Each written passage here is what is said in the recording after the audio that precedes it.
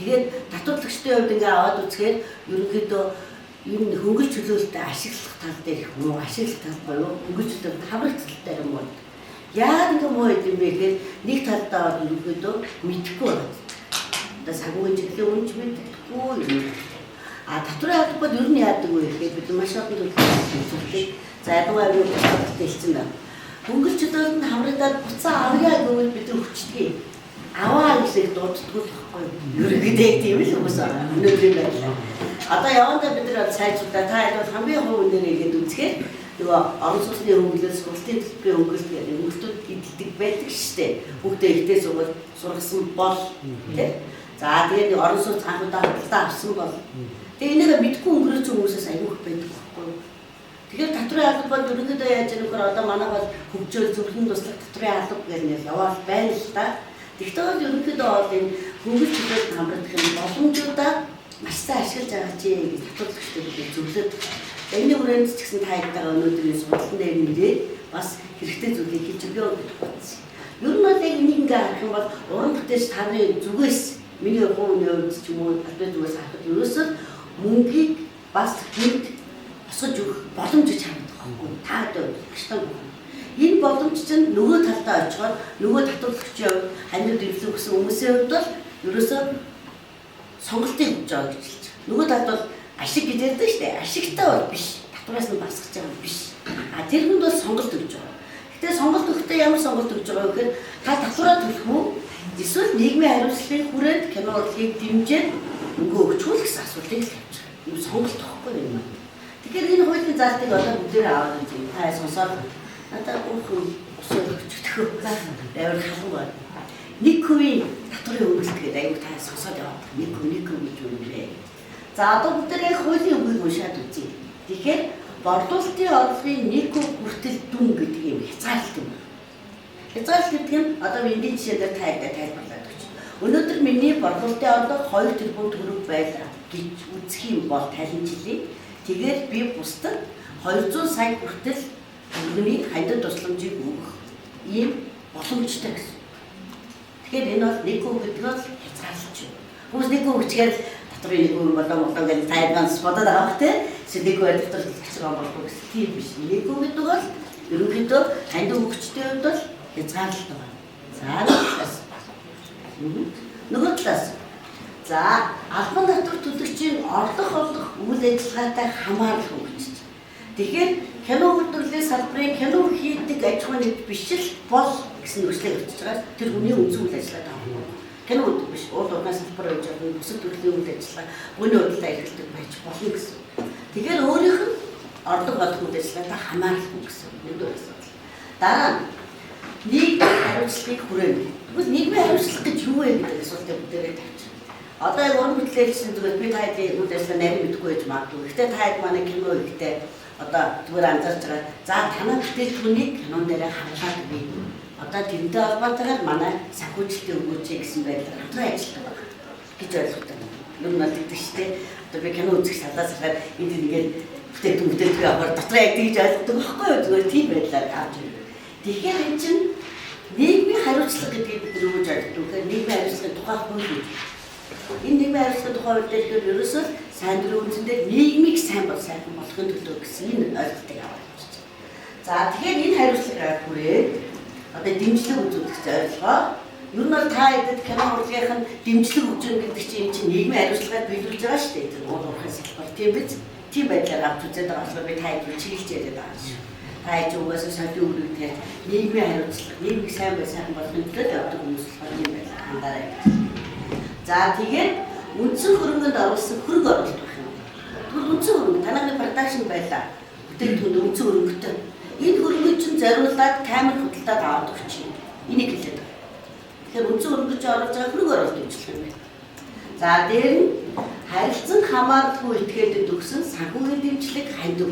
Тэгэхээр хөрөнгө оруулалт байж болох юм байна. Санхүүгийн дэмжлэг ажиллах юм байна. Хандив байна. Энэ гурван төрлийн ийм зардал гарна шүү дээ. Тухайн татварлагчаас. Гарсан зардлыг нь төлөх татвараас басчих.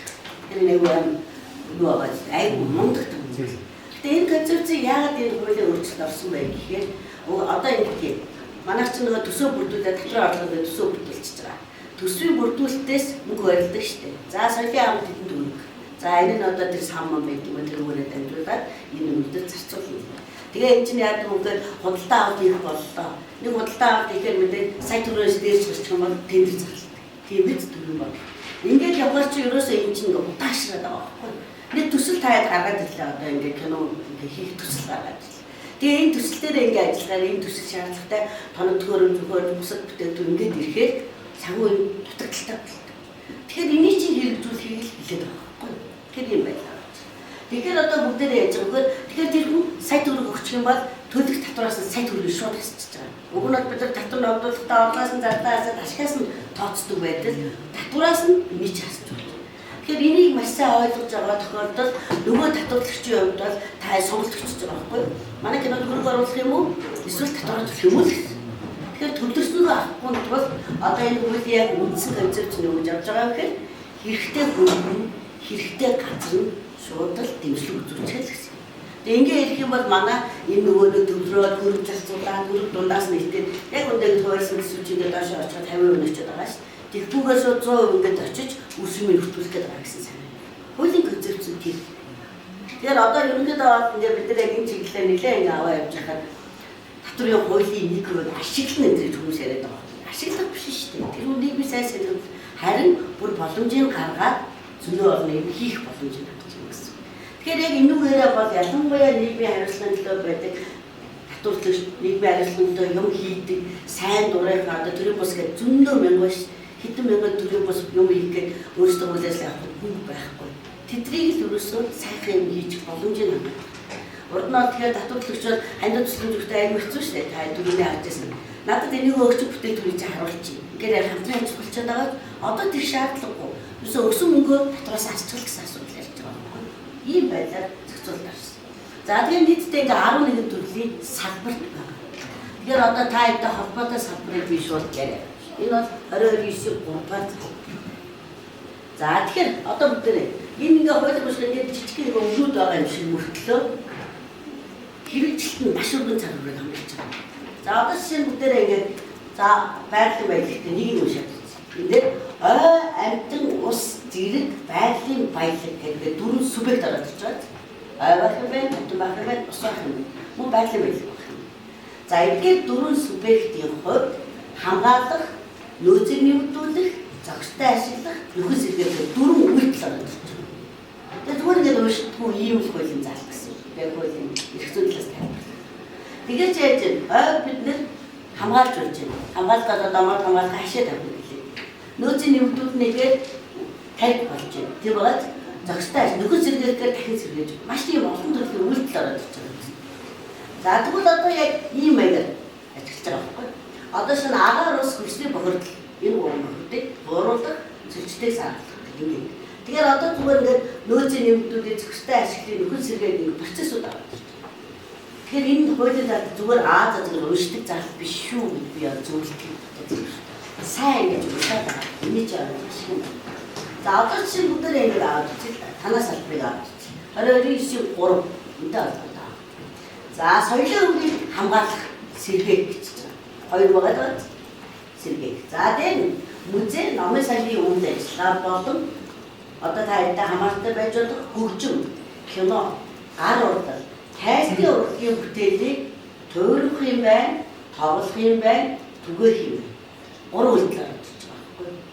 Тэгэхээр туурах гэдэг дээр бүтээлээ бий болгох, тэр бүтээлээ бий болгох бүх зардлуудыг санхүүжүүлэх гэж ойлгож байна. Наагуурцаас хэрэглээс хүний цалин мөнгө явуулж эхэлж байгаа. За тэгвэл тоглох гэж байна. Би тоглох гээд яваад ирсэн. Одоо нөгөө нэг тоглох газраа түрээсэлдэг тий догдолт идэх багтаа. Тэгэхээр тэр түрээсээ төлөвлөрөх гэсэн үг байна. Тоглох. Тэгээд түгээх гэж. Түгээхэд бид нар зүгээр тайлан дээр битэр түгээр, цахмаар түгээр гэж зөндөө юмнууд орчиж байгаа.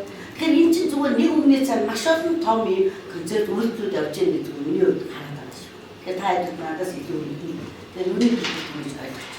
За тэгээд соёлын бүтээлч үйлдвэрлэлийн зохицлыг барьж байгуулах юм бэ, ашиглах гэж. Тэгэхээр барьж байгуулах гэдэг чинь ингээд юм бий болгочихж шээ. Тэгвэл ашиглах гэдэг үгийн цаана маш том юм яваад байна. Ашиглалтууд яг энэ зүйл ажиллагаа явуулахад цэвэрлэн цэцэрлэгчүүд нөгөө амтай ажиллах гэдэг цааш үргэлжлэх гэдэг. Тэгэхээр энэ том ойлголтыг ганц үгээр санаа. Тэгэхээр та хэд маань ерөөсөө энэ хуулийн хэрэглээг уншихдаа ингэж хэрэглээч гэдэг та хэд нэгдүгээр зөвлөх гэдэг. За тэгвэл бид энэтэй холбоотой гэж явж. За бусдын та хэд ийм байгаад уншичаарай заа. Яг танаас салбартай холбоотой цаг байгаа. За тэгвэл түрүүний миний хэлсэн энийг ямар хөө байдлаар тооцоолох вэ гэдэг юм дээр авах. Хэлбэр тооцоол. За ашиг наатапад явуулдаг. Энэ бол маш их оруулж байгаа юм яа. Татвар орлого нь 500 сая. Одоо нэг хязгаарлалт хуулийн концепц үзүүлэх гэж байгаа. За хасагдах зардал гэдэг нэг орлоготой одондоо гэсэн зардал байгаа шүү дээ. Татвар үеийн байгаа хасагдах зардал нь 400 сая төгрөг гэж бодлоо. За ингээд гэсэн чинь нөгөө газрын 6 сая төгрөг нь хандивч юм уу, дэмжлэг ч юм уу, хөрөнгө оруулалт юм уу өгсөн юм бэ. Ингээд жижиг дүндээ хүртэл ойлгох хэлбэр гэдэг албаар ингэж хөрсөн шүү. Ингээд тавьсан юм. За тэгвэл төлөх татвар нь хэдвэ гэдгийг тооцоод үзье. За тэр хүн гэсэн чи яасан бэ гэхээр одоо нөгөө орлогоос зардаа асаад татвар ногдуулах ордог буюу бидний ярьдаг ашиг дээр хараад 100 сая төгрөгийн ашигтай ажилласан байна дахин хугацаанд.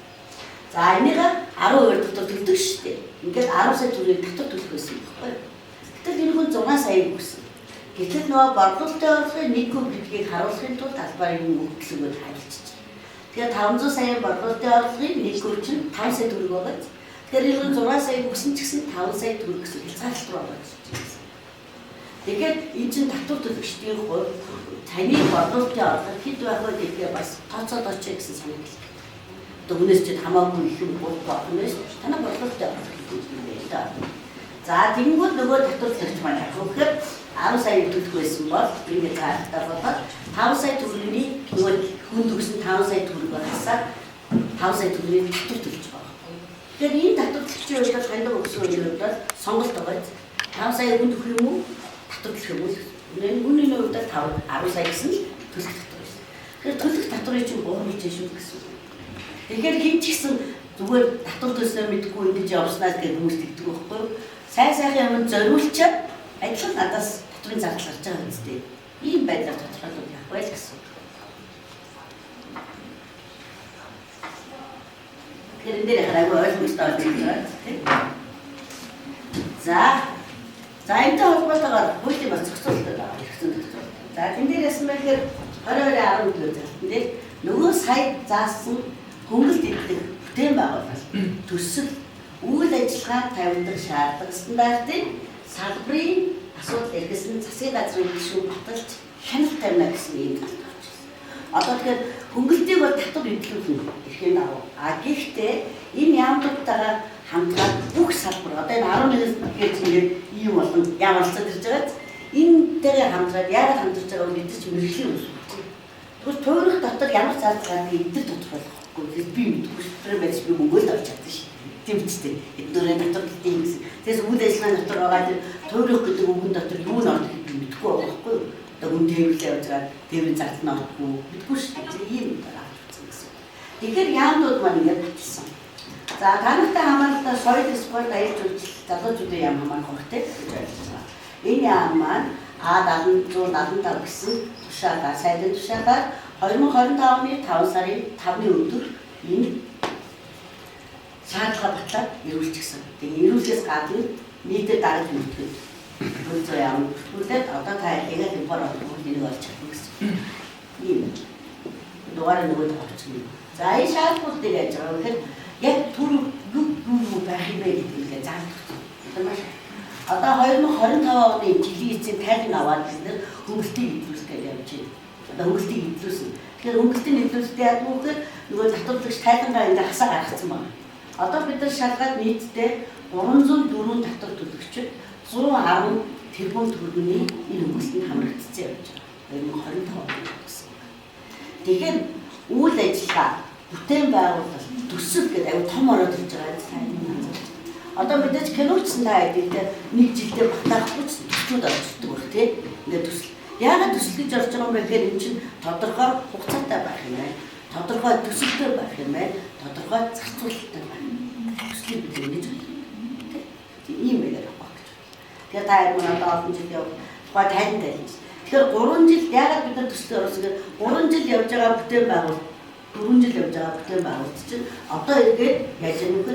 Тухайн жилдээ хөнгөлтөө эдлээд явахгүй бол дуусны дараагийн удаашлаар болчих гээд байгаа байхгүй юу? Хугацааны өнгөрч нөгөө татварлагч өөрөөс ийм байна. За тэгэхээр ийм стандарт шаардлага болсон байна. За тэгэхээр энэ стандарт шаардлага дээр одоо ерөнхий хуулийг хэрэгжүүлэхэд бол бид нар дотрын албанаар зөвлөмж гаргасан. Зөвлөмж гэдэг бол яг эрх зүйн баримтчид дагаж нэлээд дагаж үлддэг. Ийм хууль ажлын үйлчлэл баримт. За энэ дээр ингээд аваад үзгээд. За нэгдүгээрт нь ямар шаардлага тавигдсан бэ? Одоо бид нарийнч хэлж шүү дээ. За мэдээж шаардлага стандарт нийцсэн байна. За би кинотой холбоотой шаардлага стандартыг авах гэсэн тайлбар харуулъя. Ямар шаардлага тавьдаг юм бэ? Кино бүтээгдэхүүнтэй холбоотой тайлбар. За тайлбар хугацаанд бай. Мэдээж тий. Одоо 2026 онд байна гэсэн үг шүү дээ. Тэрээс айг өмнө олгосон дараа олгох энэ юмнаар ярихгүй. За тэгээд өнгөлт эдлэгтүүд мэдээж нэг үегээ зарлагдана. За эдгэл тооц хөрөнгө үндсэн хөрөнгөнд оруулсан хөрөнгө оруулалт байна. За харилцан хамааралгүй гэсэн үг яваад байгаа та юм анзаарч байгаа. Цагийн дэмжлэг хандив өгөх. А хөрөнгө оруулалт дээр хамаагүй. Ингээд тодорхой. Тэгэхээр санхүүгийн дэмжлэг харилцан хамаарал гэдгийг юугаар тодорхойлдог вэ гэхээр энэ дороогаа татрын өргөлийн 27 дугаар зүйл заасан харилцан хамааралгүй багтчихсан. За энэ дээр нэг жишээ авч үзье. А компани хөрөнгө оруулагч нь өөрөө бай гэж бодъё. За одоо танд оног хэлжээ. Одоо А компани хөрөнгө оруулах хэвцээ эзэмшиж байдаг гэж бодъё. Тэгэх юм бол энэ компанитай харилцан хамааралтай болчихсон. А дараа нь цаашаа бүр өгөөд үзэх юм бол таны гэр бүлийн эхнэрийн чинь компани гэх юм бол эхнэртэйгээ харилцан хамааралтай болчихсон байхгүй. Тэгэхээр энэ харилцан хамаарлын тодорхойлтыг үзээрэй. Тэгэхээр ах, эрч, дөрсөн ах эрч хадам мэдгээр бүгд ингэ заагаад тавьсан байна. Нөхөө үйл дээр. А найзууд бол харилцан хамаарал биш болчихсон шүү. Тэгэхээр одоо найз зөвхөн өрөөл гулгаагүй шүү дээ. Тэ тэ ер нь явж сангуйчтай болсон шүү дээ. Ер нь тийм хандлагууд байдаг гэсэн ийм санаа байдаг. За тэгээд хамгийн гол нь баримтаар батсан байна. Баримтаар буюу одоо нэг татрын ийм баримт систем төлбөрийн баримт үлдэнэ. За энэ үлдэхийг би дараагийн юм дээр хэлээд өгье. За тэгээд хамгийн гол нь санхүүгийн дэмжлэг хандив гэдэг бол өөрөө сайн дүр юм байдаг шүү дээ. Иргэний хуулийн бэлтгэлийн гэрээтэй адилт гэж үздэг. Санхүүгийн дэмжлэг гэдэг бол хөрөнгө дутагдaltaй үед хандив гэдэг бол би сайн дүр аа гэж.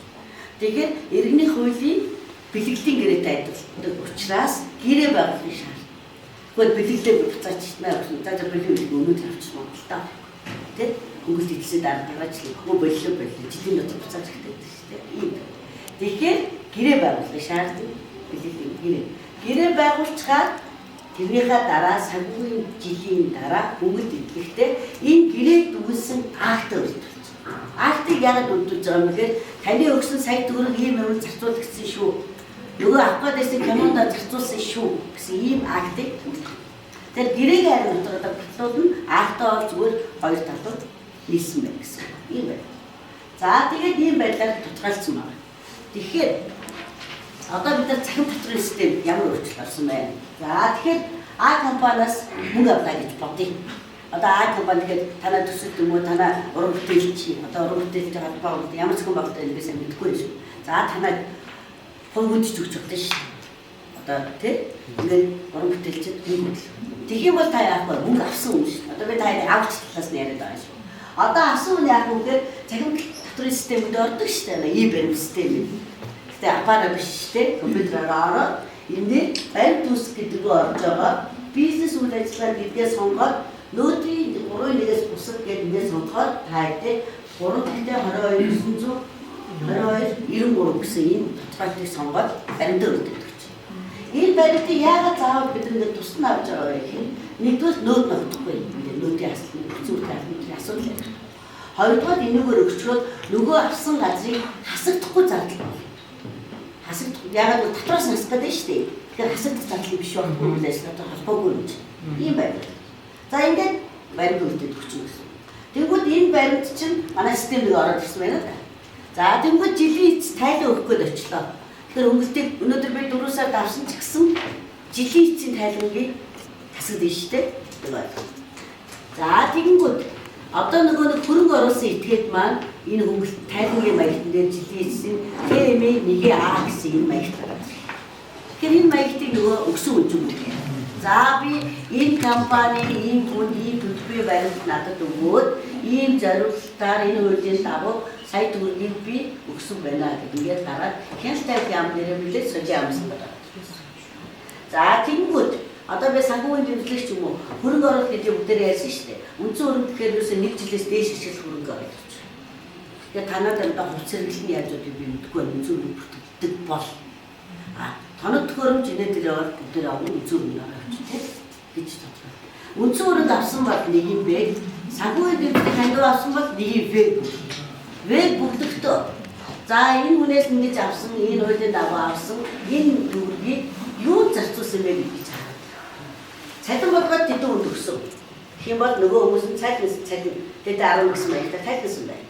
За эсвэл би тийм жолооч тээврийн зардлууд өгсөн гэвэл нөгөө жолооч эргүүлээ тань ийм баримт хийж өгсөн байж би гэдэг одоо ийм баримт авдаг шийдсэн ч юм.